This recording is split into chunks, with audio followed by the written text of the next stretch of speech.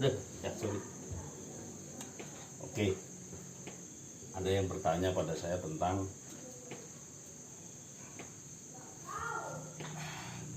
responsible.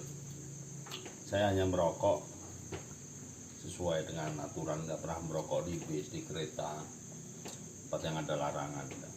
Cuman di sini, karena juga ya belum ada kesimpulan pasti tentang rokok membunuh.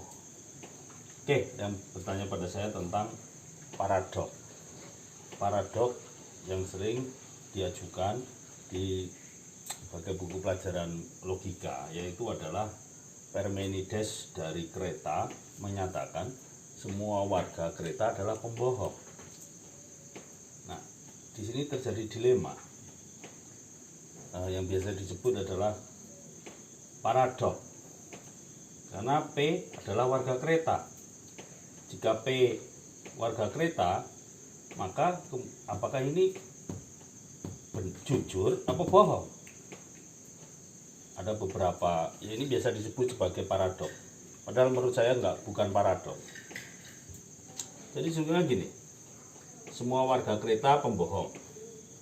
Informasi dari P, warga Kreta. P adalah warga Kreta.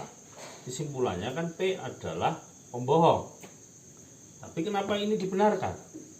Nah, ini adalah suatu pola pikir yang berasal dari melihat deduksi hanya sebagai deduksi, sehingga nilai kebenarannya kemudian menjadi suatu yang disebut paradok.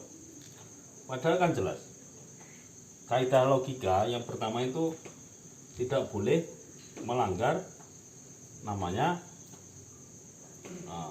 argumentum. Oleh karena itu P warga Kreta ini adalah tidak penting. Informasi ini tidak penting. Kenapa? Yang paling penting adalah informasinya. Dan premis mayor, premis minor. Premis mayor, premis minor ini seharusnya adalah ketika apa? Ketika premis mayor benar, premis minor benar, maka kesimpulan pasti benar. Nah, bagaimana kita melihat kebenaran dari pernyataan semua warga Kreta adalah pembohong? Kan ini dulu yang kita buktikan. Ini yaitu dengan induksi. Jadi deduksi dan induksi ini berkembang secara berbeda, tetapi ternyata memiliki kaitan, sama seperti konsep integral dan diferensial. Diferensial adalah berangkat dari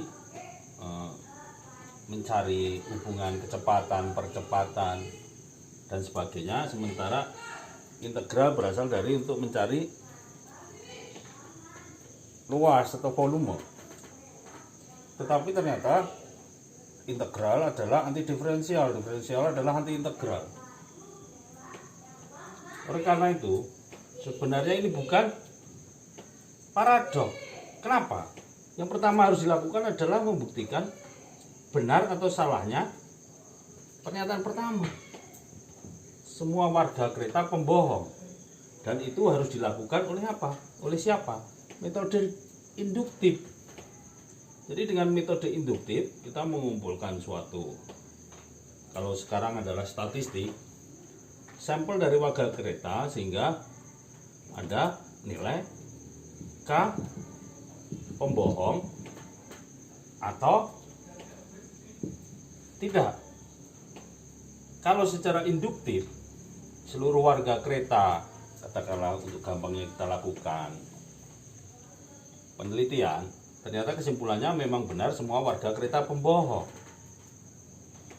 Kesimpulan induktif sifatnya adalah benar selama tidak ada bukti sebaliknya. Oleh karena itu, jika katakanlah hasilnya adalah benar semua warga Kreta pembohong, kemudian ada P adalah warga Kreta, maka jelas P adalah pembohong. Tetapi ingat, kesimpulan induktif valid selama tidak dibuktikan sebaliknya.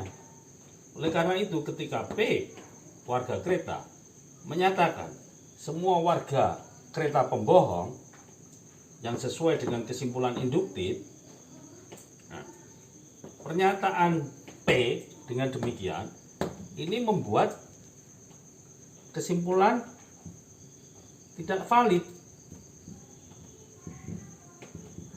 Karena apa? Karena P mengatakan hal yang jujur. Dengan demikian yang bermasalah adalah di kesimpulan induktifnya. Ini selama kesimpulan induktif adalah bersifat valid selama tidak ada bukti sebaliknya. Dengan P mengatakan yang jujur, dengan demikian kesimpulan ini sendiri sudah salah. Oleh karena itu, kesimpulannya adalah ini pernyataan premis mayornya salah, premis minornya benar. Dengan demikian kesimpulannya ya salah juga.